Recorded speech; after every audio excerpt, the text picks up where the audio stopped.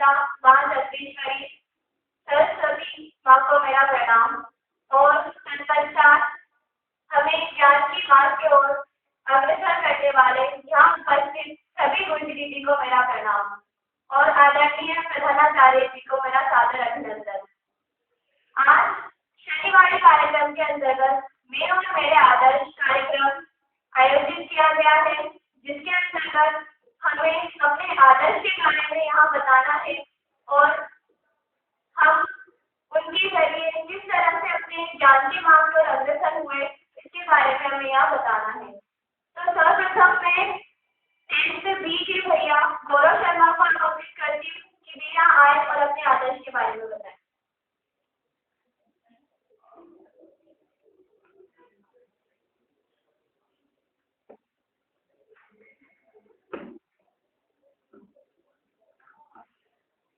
सर्वप्रथम संपूर्ण जगत को अपने ज्ञान रूप प्रकाश से आलोकित करने वाली विद्या की अधिष्ठात्री देवी माँ वीणा पाल को शत वंदन।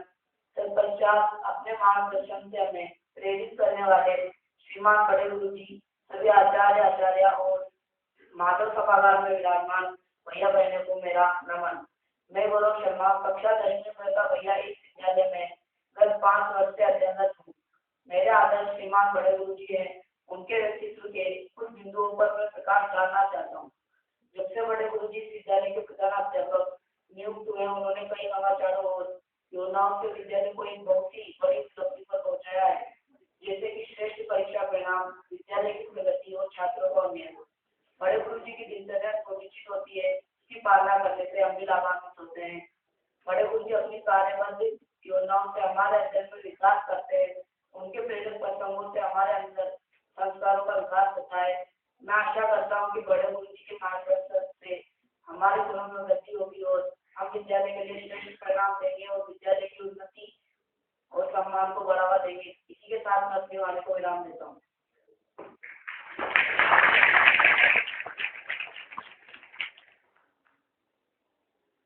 अब मैं 10th बी के भैया वीरेंद्र चौधरी को आमंत्रित करूँ।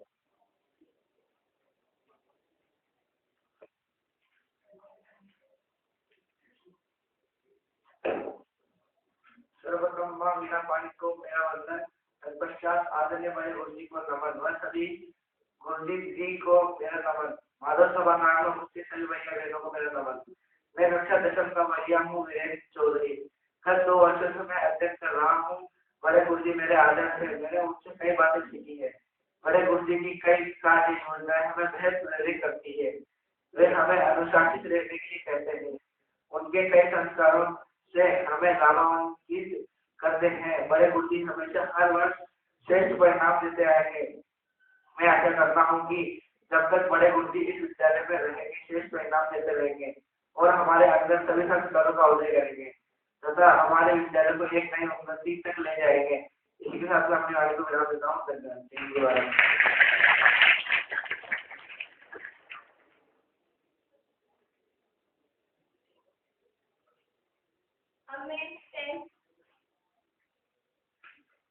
अब मैं 10th डी की बहन पुष्पिता नानू को आमंत्रित करूँ।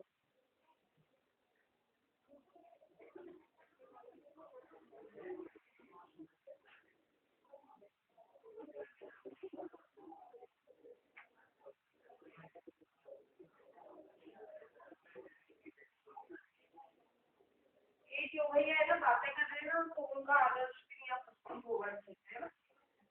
परिवार विद्या की अधिष्ठात्री माँ देवी वीणा पाल को मेरा नमन। तत्पश्चात यहाँ उपस्थित सभी आचार्य जी को मेरा प्रणाम। मेरे आदर्श मेरे पिताजी हैं, जो मेरी हर समस्या का समाधान करते हैं और वह मेरी पढ़ाई व उसके साथ अन्य सभी गतिविधियों में मेरा हौसला बढ़ाते हैं। धन्यवाद।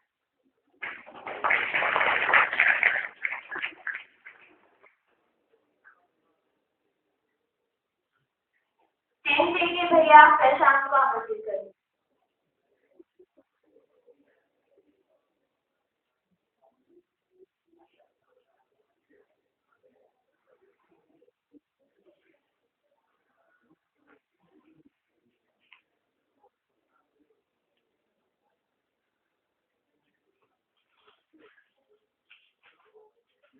सर्वप्रथम विद्या के अधिष्ठात्री माँ वीणापाणी को नमन। तत्पश्चात माता सभा में उपस्थित आदरणीय बड़े गुरुजी एवं गुरुजी जी को नमन एवं प्रिय भैया बहनों को प्रणाम। हमारे कक्षा सेशन का भैया प्रशांत करता हूँ। मेरे आदर्श मेरे बड़े गुरुजी है, इनके द्वारा कई शनिवारी कार्यक्रम के द्वारा अनेक योजनाएं चलाई गई है। शनि कार्यक्रम के अंतर्गत बड़े गुरुजी द्वारा बहुत सी गतिविधियां आयोजित की जाती है, जिसमें हम विद्यार्थियों को अच्छी शिक्षा की ओर अग्रसर होते हैं। पहले पीडीएस नहीं होने के कारण पढ़ाने में कमजोर था। जब से बड़े गुरुजी द्वारा पीडीएस यानी पर डे स्टडी आरंभ किया तो मैं पढ़ाई में निरंतर लगी हुई है। हर माह में एक परख आयोजित किया जाता है जिसका नाम EID है, जिससे विद्यार्थियों को शिक्षा के स्तर में बारे में जानकारी मिलता है। इस सभी का श्रेय हमारे आदरणीय बड़े गुरुजी को मिलता है। धन्यवाद।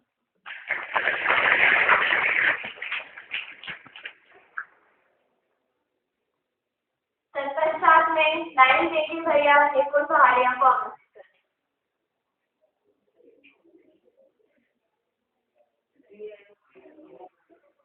नाइन से के भैया पुष्पक राठौर, जीशु मीना,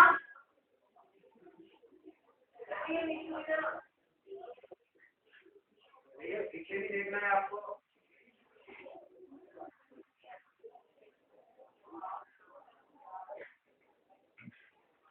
सर्वप्रथम माननीय पाठ को मेरा नमन।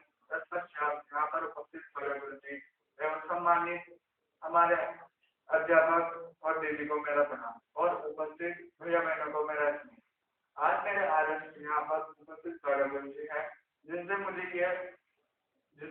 यह सीखने को मिलता है कि यह हर वर्ष हमारे विद्यालय में नई नई गतिविधियां प्रारंभ करते हैं, जिससे भैया बहनों का और अधिक विकास होता है। हर महीने ये WRD जैसे अनेक गतिविधियां प्रारंभ होते हैं और हर महीने में भैया बहनों के विकास के लिए एक एग्जाम जिसका नाम WRD है और रखा जाता है, जिसके अनुरूप भैया बहनों का और अधिक विकास होता है। और हमारे यहाँ पर सम्मानीय बड़े गुरुजी जिससे मुझे बहुत शिक्षा मिलती है और यहाँ पर सभी भैया बहनों का और अधिक विकसित और विकास हो, यही मैं चाहता हूँ। धन्यवाद।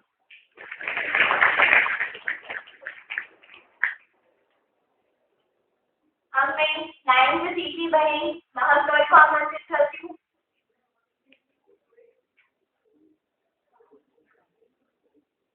सर्वप्रथम माँ वीणापाणी को मेरा प्रणाम। तत्पश्चात यहाँ उपस्थित सम्मान्य बड़े गुरुजी और दीदी गुरुजी और भैया बहनों को मेरा प्रणाम। मैं कक्षा 9 की छात्रा हूँ और मेरी कक्षा 4 श्रीमती कुसुम दीदी है, जो मेरी कक्षा 4 ही नहीं बल्कि मेरी एक आदर्श प्रतिमूर्ति भी है। वह हमेशा उनका स्वभाव बहुत सरल और सीधा है। वह हमेशा प्रसन्नचित रहती है और हमें प्रोत्साहित करती रहती है कि हम हमारे लक्ष्य की ओर आगे बढ़े। और सबसे अच्छी बात मुझे उनकी ये लगती है कि वह हमें हमेशा हमारी गलतियों पर टोका करती है ताकि हम उस गलती को दोबारा न दोहराएं। यह मंच भी उन्होंने ही मुझे प्राप्त किया है, इसलिए मैं उनकी आभारी हूँ। धन्यवाद।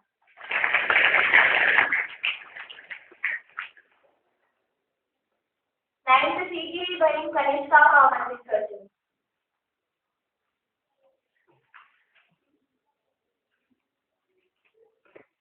सुप्रभात। सर्वप्रथम वीणापाणी माँ शारदा को मेरा सशक्त नमन। यहाँ बैठे आदरणीय और श्रद्धेय बड़े गुरुजी और गुरुजी दीदी तथा समस्त भैया बहन को मेरा प्रणाम। मैं आपके समक्ष में और मेरा आदर्श विषय पर अपने विचार प्रकट करने जा रही हूँ। मेरे आदर्श मेरे पिताजी ही मेरे आदर्श है, क्योंकि उनका व्यक्तित्व, चरित्र, व्यवहार उन्हें एक अच्छा इंसान के रूप में चरितार्थ करता है। घर में और बाहर उनका व्यवहार इस प्रकार का है कि सभी उनकी प्रशंसा करते हैं। पिताजी मेरे साथ एक मित्र की तरह व्यवहार करते हैं, मुझ पर कभी भी किसी बात के लिए गुस्सा नहीं करते। यदि मैं कोई गलती भी कर देती हूँ तो नाराज नहीं होते, उसके बजाय वो मुझे प्रेम से उस गलती का एहसास कराते हैं। वो मुझे हमेशा अच्छी बातों का अनुसरण करने के लिए कहते हैं। मेरे पिताजी समय के बड़े पाबंद थे और उनका दैनिक जीवन भी बड़ा ही अनुशासित थे। उनका कहना है कि अनुशासन से चलने वाला व्यक्ति कभी भी असफल नहीं होता। पापा मेरी हर खुशी का ख्याल रखते हैं, भले ही वो अपने लिए एक पैसा ना खर्च करें, लेकिन मुझे हर चीज लेकर देते हैं। मेरे पिताजी एक धैर्यवान व्यक्ति है, किसी भी विकट परिस्थिति को वो अपना धीरज कभी नहीं खोते। पिताजी मुझे हमेशा एक चीज सिखाते हैं कि जीवन में अपने आप पर नियंत्रण रखना जरूरी है। पिताजी दादा दादी के हर रोज पेड़ छूकर ही काम के लिए बाहर निकलते हैं। पिताजी का कहना है कि बड़े बुजुर्गों का आशीर्वाद बड़े सौभाग्य से दिखता है, अतः उनका सम्मान करना चाहिए। मेरे पिताजी एक आदर्श बेटे, एक आदर्श पति और एक आदर्श पिता हैं। ये सारे रूप मुझे मेरे पिताजी में दिखाई देते हैं। मैं भी अपने जीवन में उन्हीं के बताए हुए रास्ते पर चलकर उनके जैसा बनने का प्रयत्न करूंगी। धन्यवाद।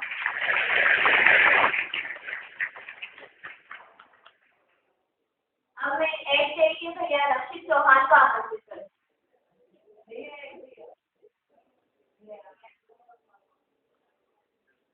X B Tanuj Mehra.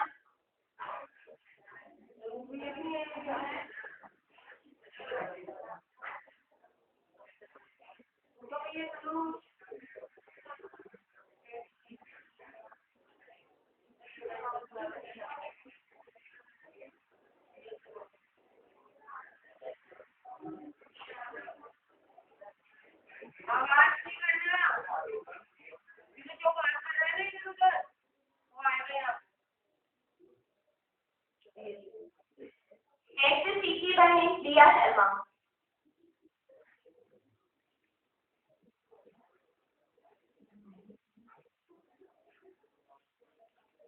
सर्वप्रथम मैं माँ वीणा पानी को नमन करती हूँ। तत्पश्चात मैं बड़े गुरुजी एवं समस्त आचार्य जनों को मेरा प्रणाम एवं भैया बहनों को मेरा प्रणाम। मेरे आदर्श मेरे पिताजी हैं। उन्होंने मेरी हर कठिनाई में मेरा साथ दिया है, मेरी हर गलती को वे टोकते हैं। उन्होंने मुझे बड़ों का आदर करना सिखाया है। मेरे पिताजी मेरे साथ मित्र का व्यवहार करते हैं। मेरे पिताजी मुझे मेरी हर खुशी का ख्याल रखते हैं। उन्होंने मुझे ऐसे विद्यालय में संस्कार को महत्व दिया जाता है। इसी प्रकार मैं अपनी वाणी को विराम देते नमस्कार देती हूँ।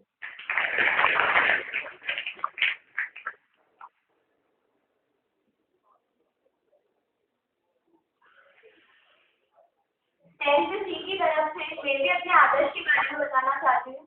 सर्वप्रथम माँ जगत वीणा पानी को मेरा प्रणाम। तत्पश्चात हमें हमेशा ज्ञान की बात की और अग्रसर करने वाले हमारे सभी गुरुजी दीदी को मेरा सादर प्रणाम। और यहाँ उपस्थित बड़े गुरुजी, हमारे ज्ञान कुंज बड़े गुरुजी को मेरा सादर प्रणाम। मेरा आदर्श हमारे प्रधानाचार्य है, जिन्होंने मुझे हमेशा ही प्रोत्साहित किया है। यदि मैं कभी हतोत्साहित भी हुई हूँ तो उन्होंने मुझे हमेशा ही प्रोत्साहन दिया है।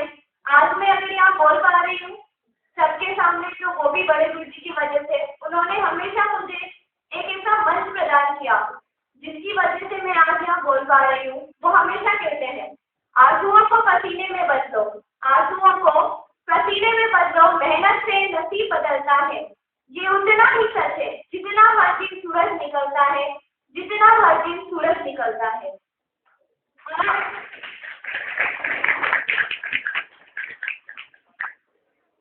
वो जिस प्रकार आज शनिवार कार्यक्रम के अंतर्गत मैं और मेरे आदर्श का आयोजन किया गया है, उसी प्रकार वो अनेक तरह के कार्यक्रम आयोजित करते रहते हैं, अनेक तरह की नई योजनाएं बनाते रहते हैं। वे हर साल नई योजनाएं बनाते हैं ताकि हमें लाभ प्राप्त हो सके। वे हमारा ही नहीं, हमारे गुरुजी दीदी और भी कई लोगों का प्रोत्साहन करते हैं। वे कई कार्यक्रम करते हैं जिससे लोगों का मन में जागरण हो, देश के प्रति सम्मान हो और हमारे जो संस्कार है उनके लिए भी बड़े गुरुजी प्रयत्न करते हैं। और हम जैसे कि वो मेरी कक्षा मेरा गौरव, उन्होंने कार्यक्रम चलाया। उन्होंने हर बिंदु में रखा गया है कक्षा अनुशासन और हमारे संस्कार पक्ष के बारे में, हमारे दिनचर्या के बारे में। यदि हम उन्हें अनुसरण करते हैं तो निश्चित है कि हम एक अच्छे सफल इंसान बन पाएंगे। बस इतना ही कहकर मैं अपनी वाणी को विराम देती हूँ।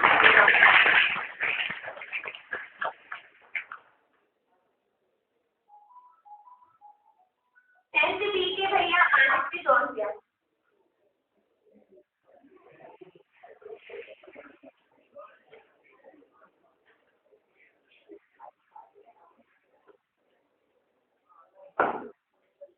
सर्वप्रथम माँ वीणा पाणी को मेरा नमन। तत्पश्चात इस वंदना सभा में विराजमान गुरुजनों को मेरा प्रणाम। मेरा नाम आदित्य है, मैं कक्षा 10 का भैया हूँ। मुझे इस विद्यालय में अध्ययन करते हुए 7 वर्ष हो चुके हैं। मेरे आदर्श श्रीमान बड़े गुरुजी हैं। बड़े गुरुजी अत्यंत शांति है। वह सभी भैया बहनों से निडर होने, अपने लक्ष्य की प्राप्ति के लिए पूरा प्रयास करने, प्रतिदिन सूर्योदय से पूर्व उठने, आत्मनिर्भर होने की शिक्षा देते हैं। बड़े गुरुजी हमें प्रेरक प्रसंग और भविष्य के लिए सुझाव देते रहते हैं। बड़े गुरुजी की विशेषताएं है कि वह अधिकतर बोलते समय साहित्यिक भाषा का प्रयोग करते हैं। वह सदैव अपने पास एक मिनी डायरी रखते हैं जिसमें वह नए कोटेशन को लिखते हैं। मुझे गर्व है कि मैं आदर्श विद्या मंदिर में अध्ययन करता हूँ। जैसे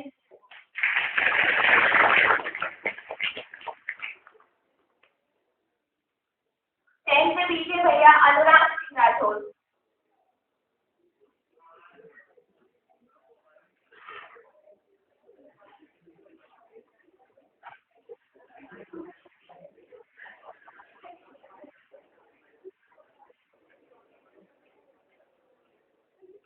सर्वप्रथम विद्या की अधिष्ठात्री माँ वीणा पाणी को मेरा नमन। तत्पश्चात आदरणीय बड़े गुरुजी एवं समस्त गुरुजन दीदियों को मेरा प्रणाम एवं माधव काल में उपस्थित सभी भैया बहनों, मेरा नाम अनुराग सिंह राठौर है। मैं कक्षा 10वीं का छात्र हूँ। मुझे इस विद्यालय में अध्ययन 5 साल हो चुके हैं। मेरे आदर्श बड़े गुरुजी हैं जिनसे मुझे कई बातें सीखने को मिली हैं। बड़े गुरुजी हमें दिनचर्या के अनुकूल चलने के लिए कहते हैं और बड़े गुरुजी का स्वभाव बहुत ही सरल है। इनकी जो कार्यशैली है हम लोगों के जीवन में बहुत ही महत्वपूर्ण है। इसी को कहता हूँ मैं मेरे वाली को नाम।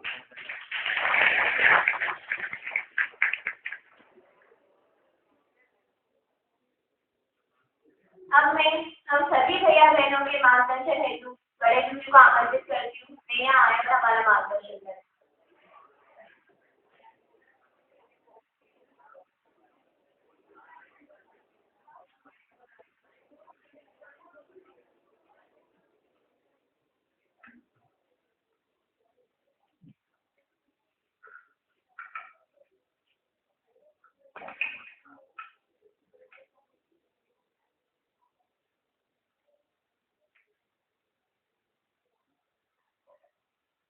अनंत बलवंत मर्यादा पुरुषोत्तम श्री राम के अनन्य भक्त सेवक मेरे इष्ट सर्वप्रथम बम्बोरी के बालाजी के श्री चरणों को नमन करता हूँ। तदुपरांत इस सभागार में वीणा माननी मां शारदा और विश्व वंदनीय माँ भारती के पुनित पावन चरणों में विराजित आप सभी भैया बहनों को सजाने में, संवारने में और अपने जीवन को उन्मेष की ओर हम किस प्रकार से आकर्षित कर सकते हैं, इसलिए केवल पाठ्यक्रम पूर्ण करवाना इतना ही नहीं है, अपितु आने वाले समय में अपने जीवन में अपने व्यक्तित्व को किस प्रकार से ऊपर उठाया जा सकता है, ऐसे सभी प्रकार के विषयों को, बिंदु को समाविष्ट करते हुए आप सबके सामने बहुत ही प्रेरक दृष्टि से रखने वाले से समस्त विरचित आचार्य बंधु भगनी और मेरे हृदय बुद्धि में निवास करने वाले समस्त विरचित आत्मीय प्रिय भैया बहनों, आज का विषय मैं और मेरा आदर्श ये विषय था। अनेक भैया बहनों ने अपने विवेक के अनुसार और जो कुछ उन्होंने आत्मसात किया है, अनुभव किया है, महसूस किया है, उस विषय को आपके सामने रखने की उन्होंने यथार्थ चेष्टा की है। वो सभी भैया बहन साधुवाद के पात्र हैं। जितने भी कार्यक्रम विद्यालय में आयोजित होता है, हम सभी वयजन क्षण क्षण धीरे धीरे ये सहज रूप से अनुभव कर रहे होंगे। ये जो मंच है, ये मंच आप लोगों के लिए है। जब कभी हम आगे बढ़ेंगे और किसी अच्छे ओहदे पर जाएंगे, तो निश्चित रूप से कभी जब हमें इस प्रकार के मंच पर बोलने का अवसर मिलेगा, तो ये बात हम सहज रूप से निश्चित रूप से कहेंगे कि मैंने आदर्श विद्या मंदिर में अध्ययन किया है, वहां पर इस प्रकार की गतिविधि चलती है। उस गतिविधि के कारण से ही आज मैं इस जगह पर हूँ और आपके सामने अपने विषय का प्रकटीकरण कर पा रहा हूँ। इसलिए मेरा इस अवसर पर आप सभी भाई बहनों से ये नम्र आग्रह है, ये जो विद्यालय है, ये विद्यालय केवल विद्यालय नहीं है। जैसा मैंने कहा कि इमेज में हम सबका जो व्यक्तित्व है, और व्यक्तित्व शब्द में जैसे बोलता हूँ तो अनेक प्रकार के आयाम आता है, उसमें उन सभी आयामों को स्पष्ट करने की योजना रचना इस विद्यालय में बनाई जाती है। कल परसों अधिकारी का प्रवास था, यहाँ पर उनसे मेरी संक्षिप्त चर्चा चली। थोड़ा मैं भी त्रुटि कर गया उस पर, तो मैंने उनको कहा नीचे कि भाई अभी आपने हमें ही सुना है, मेरे अपने बच्चों को नहीं सुना। शायद उन बच्चों को सुनते आप तो वापस उदयपुर जाते तक उनका स्मरण आपके मानस पटल पर रहता। तो मुझे अत्यंत मन मेरा प्रफुल्लित हो रहा है, हर्षित हो रहा है कि जब आप लोग इस प्रकार से आगे बढ़ते हैं, मंच पर अपनी अभिव्यक्ति करते हैं, तो मुझे नहीं, आपके पीछे विराजित समस्त आचार्य विधियों को गर्व की अनुभूति होती है। क्योंकि जिस प्रकार से माता पिता को अपना बच्चा जब आगे बढ़ता है, कोई कीर्तिमान स्थापित करता है, कुछ उपलब्धि हासिल करता है, तो उनके पास कोई शब्द नहीं है। माता पिता भी बैठे हुए सभी अभिभावक हैं, तो उनकी प्रसन्नता की कोई सीमा नहीं है। उनके पास उनके शब्दावली में शब्दकोश में कोई शब्द नहीं है इसके विषय में कह सकते, क्योंकि ये चीजें हृदय को छूती है, अंतर्मन को स्पर्श करती है। उसी प्रकार से अपने विद्यालय की रचना में, अपने विद्यालय के स्वरूप में, अपने विद्यालय की कार्य पद्धति में, कार्य प्रणाली में जिस प्रकार से माता पिता को बच्चे का आगे बढ़ने से सुकून मिलता है, उससे कई अधिक सुकून मिलता है आचार्य को, जो आपके मार्गदर्शक है। और हम गहराई से चिंतन करेंगे, विचार करेंगे, तो माता पिता ने जन्म दिया, आपका पालन पोषण करता है, लेकिन आने वाले झंझटों से हम कैसे संघर्ष कर सकते हैं, हमारा जीवन कैसे संघर्षशील बन सकता है, हम कैसे कर्मरत रह सकते हैं, और हम अपने जीवन में कैसे आगे बढ़ सकते हैं, ऐसा जब ठंडे दिमाग से विचार करेंगे, चिंतन करेंगे, इतिहास को पढ़ेंगे, अपने गुरु शिष्य की परंपरा का अध्ययन करेंगे, तो ध्यान में आएगा कि किसी न किसी गुरु का उसके ऊपर बहुत बड़ी भूमिका रही है। इसलिए अपने जीवन में आगे हमको बढ़ना है, तो बिना गुरु के संभव नहीं है। इस धरती पर आपका हमारा पदार्पण हुआ है, ये संदेह माता पिता को इसका श्रेय जाता है। और अनेक बहनों ने कहा कि यहाँ पर माता पिता का आदर्श है ही हमारे, हम सबके, इसमें कोई अतिशक्ति नहीं है। परंतु विद्यालय की जो अहमियत है और आपके आचार्य विधि की जो आपके जीवन में जो महत्व है, इम्पोर्टेंसी है, उसको इस चराचर में कोई नकार नहीं सकता। अब ये हमारे ऊपर निर्भर करता है कि हम किस चश्मा से, किस दृष्टिकोण से, किस एंगल से अपने आचार्य विधि को देखते हैं, उनकी बात को सुनते हैं और फिर उसको हृदयगम करते हैं। इसलिए इस अवसर पर अनेक भैया ने भी उल्लेख किया है, अब उनका अपना मन का विचार है तो कोई बात नहीं, किसी गुरु जी ने या मम्मी पापा ने उनका मार्गदर्शन किया है। अभी जो कुछ मेरे खुद के संदर्भ में बोला जा रहा था, ऐसा कुछ नहीं है।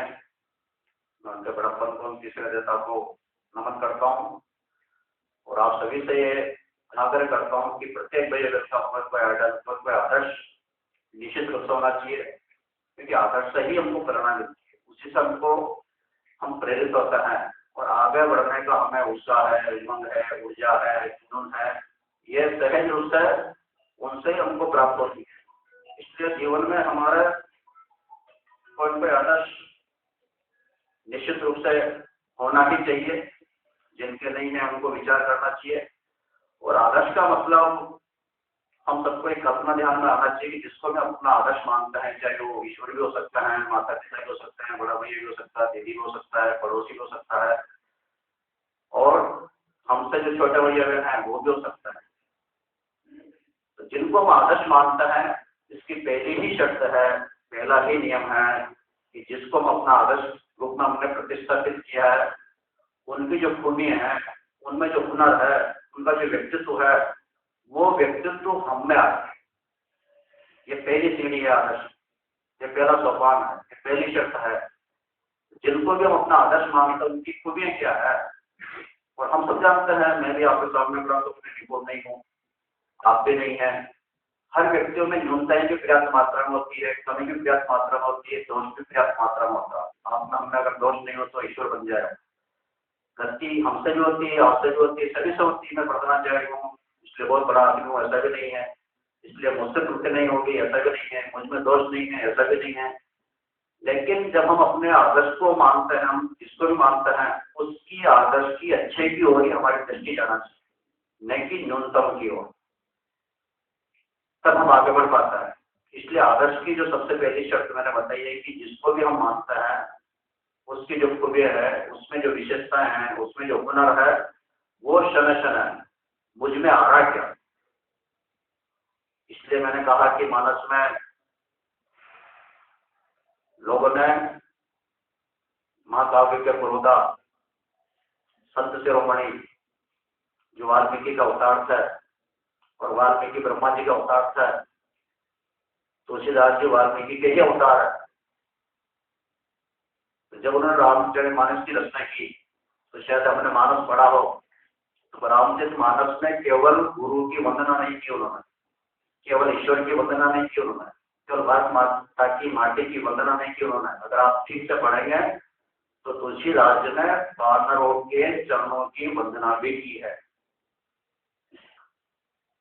चरणों की वंदना की वानर जैसे आप व्यक्ति, जिसकी सुंदरकांड में लिखा हुआ है, जब विभीषण की और हनुमान जी जब वार्ता चलती है, तो उन्होंने कहा विभीषण को कि देखिए भगवान की प्रभुता, प्रभुता का मतलब होता है परम। आप हिंदी के शब्दों को ध्यान से सुना करो। तो प्रभु की प्रभुता देखिए आप। हम जैसे लोगों का, वानरों का प्रातः काल अगर कोई मुंह देख ले, अशुभ माना जाता है कि दिन भर रोटी मिलेगी मेरे को, इसका कोई गारंटी नहीं है। तो हम जैसे वानरों पर भी प्रभु की प्रभुता देखिए आप, उनका अनुग्रह देखिए, उनका प्रेम देखिए, उनकी मेरे ऊपर कितनी बड़ी कृपा है। जबकि हमारा तो कोई देखना चाहते हैं लोग पर,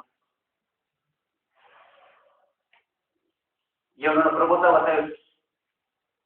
तो जब प्रभुता का विषय आता है तो तुलसीदास ने कहा कि भाई हमारी संस्कृति में, हमारे संस्कार में चरणों की नहीं, आचरण की वंदना की जाती है। चित्र की नहीं, चरित्र की पूजा की जाती है। व्यक्ति की नहीं, व्यक्तित्व की पूजा की जाती है। ये हमारी संस्कृति कहती है हमको, ये हमारा संस्कार कहता है। इसलिए स्वामी विवेकानंद का जीवन को जब हम पढ़ेंगे तो अनेक बातें ध्यान में आती है। इसलिए मेरा आप सभी वे से विशेष आग्रह है, और मन भी मेरा अच्छा है।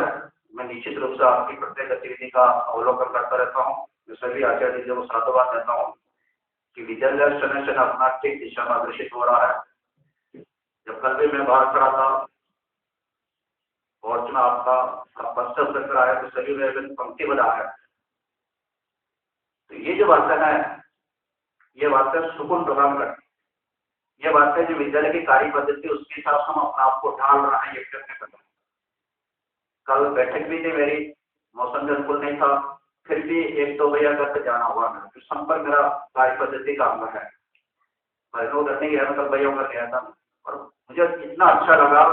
वो 9-10 के बच्चे थे, जब मेरा जाना हुआ ऐसे घनघोर बरसात में भी अनेक लोग रिजे में शुक्र का उसका आनंद ले रहता है। ऐसे समय पर भी 9:30 बजे गया था, 9:30 बजे बच्चा मुझे पढ़ता हुआ दिखाई दिया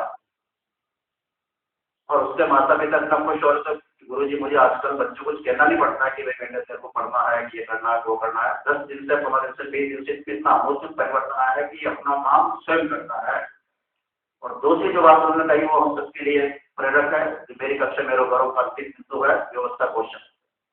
पहले जैसे आता था तो जो है पीछे पड़ जा फेंक दिया करता था, मुझे कहीं फेंक दिया करता था और उसकी मम्मी कहते थे गुरुजी में आधा घंटे तक परेशान रहते थे, अपना काम छोड़ के उसके मौजे को ढूंढना पड़ता था, मुझे उसको ढूंढना पड़ता था, उसकी दरवेश को ढूंढना पड़ता था। लेकिन अभी 10-20 दिन से ये अपना काम अपना स्वयं का करता, आते ही पहली फर्स्ट प्रायोरिटी पर अपने पदवेश को ऐसा स्थान पर रखता है, मौजे ऐसा स्थान पर रखता है, वेश कौन कर घड़ी करके स्वयं घड़ी कर अलमारी में रखता है। 15 दिन से मुझे कभी इसके किसी सामान को ढूंढने की आवश्यकता महसूस नहीं होती है। ये आपके मेरे लिए सुख है। इसलिए जीवन में व्यवस्था पोषण ये पुनः तरफ में आ गया तो आज की उपलब्धि हम वैसे ही प्राप्त कर सकता है। इसलिए मेरा अभी सभी भाई बहनों से विनम्र आग्रह है, कोई भी आचार्य यदि आपको डांटता है, चांटा मारता है तो मेरा मंतव्य कहता है, मेरा अभिमत ये कहता है कि आपको प्रसन्न होना चाहिए, नहीं कि घर पे जाकर उसको कहने की आवश्यकता आपको कि आज मुझे डांटा। आत्मचिंतन करिए, आप ठंडे दिमाग से विचार करिए कि मुझे क्यों डांटा गया, मुझे चांटा क्यों मारा गया। अभी एक बहन ने कहा कि यहाँ पर माता पिता के लाड़ प्यार से गुरु की डांट पर श्रेष्ठ होती है। जब आप कभी होदे पे जाएंगे तब आपको याद आएगा कि उस दीदी ने मुझे डांटा था, मेरी गलती की और मुझे संकेत किया था। अगर वो नहीं करता है तो शायद आदमी इस जगह पर नहीं होता। इसलिए वास्तविक रियल मार्गदर्शक हमारा वही है जो हमें हमारी गलती की तरफ ध्यान आकर्षित कराए, जो हमको टोकता है, जो हमको कहता है, ये रियल मार्गदर्शक है।